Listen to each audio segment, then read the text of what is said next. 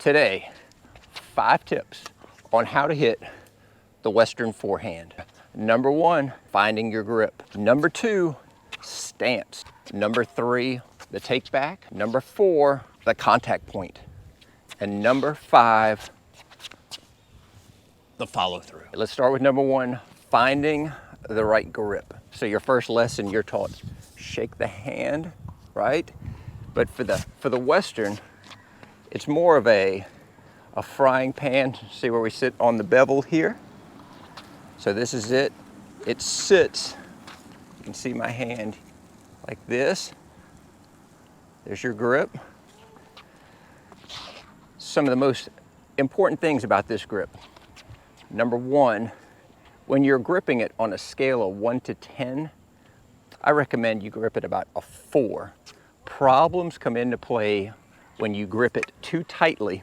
And when you do this and you're squeezing so tight in your hand here, your wrist gets tight, all through your arm gets tight here, and you can't create the fast whipping motion that you need to be successful to generate head speed and the topspin that you need with this Western grip. Number 2, the stance.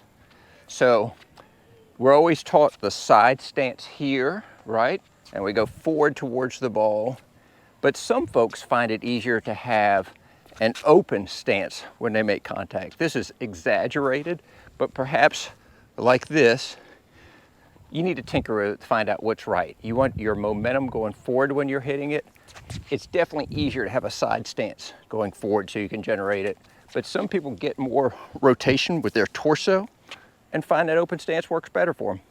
You try it out. The second part of the stance that's important is keeping your knees bent and staying low.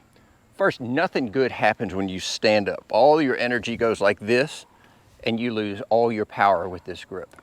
Number 2, the enemy of the Western forehand is the low ball. It is so hard to get down and hit this low ball. You end up with more of a whippy shot and less of a penetrating, powerful shot.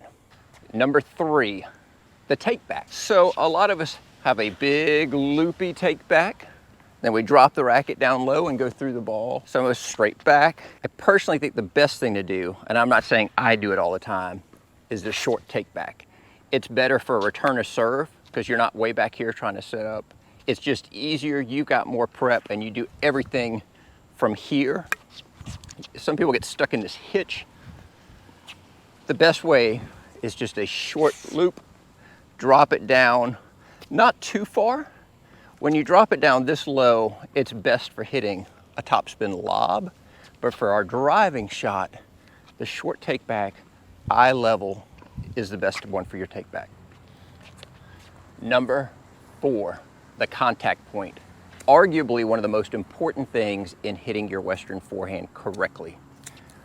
So because of the angle that you've got your racket, when you make contact with a ball, it's automatically, even going forward, going to create topspin.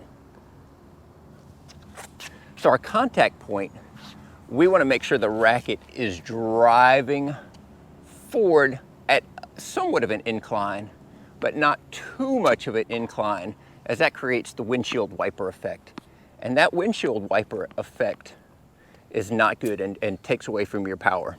Contact point, most important when you're hitting it, whether you're side stance or open stance, is when you make contact with the ball, your wrist needs to be in front of your body when you hit the ball.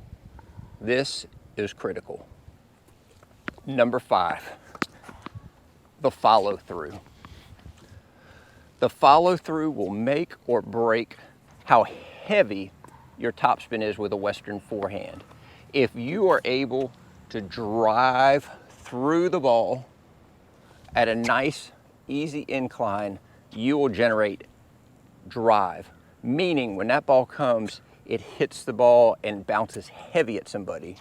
Versus when your follow through's lifting up, it's great for a lob, but your shot will have no drive to it. It'll be weak and wispy, and it's this lifting of the wrist.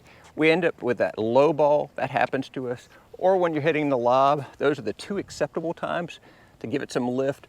Otherwise, that drive through the ball is mission critical to hitting the heavy Western forehand. All right, gang, those are the 5 steps to hitting a Western forehand. Thanks for joining me today. I'm out of here. Y'all take care.